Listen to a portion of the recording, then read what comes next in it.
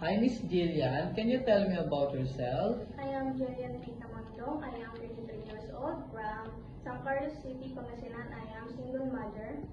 Do you have kids? Yes, I have kids, 3 kids, 6 years old and 5 years old and then 4 years old. How many siblings do you have? 3 siblings, 1 sister, 1 brother, and I am the second. Tell me about your educational background. I am high school graduate.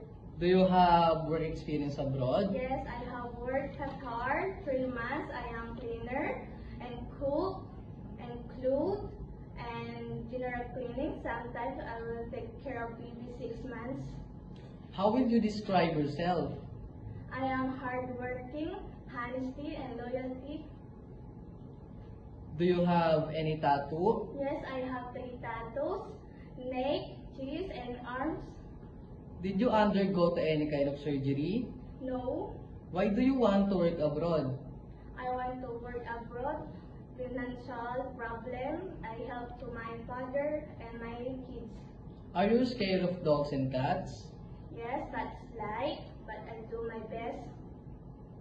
Can you give us your idea on how will you handle a naughty child or children with tantrums? I am asked her what happened. Stay calm and relax. Can you sing a nursery song?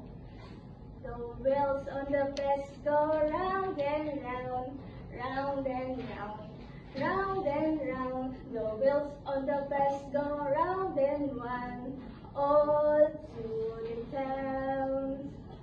What is your message to your future employer?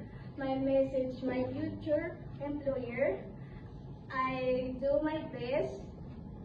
I am hardworking and God-fearing. I follow your rules. God bless. Thank you. Thank you.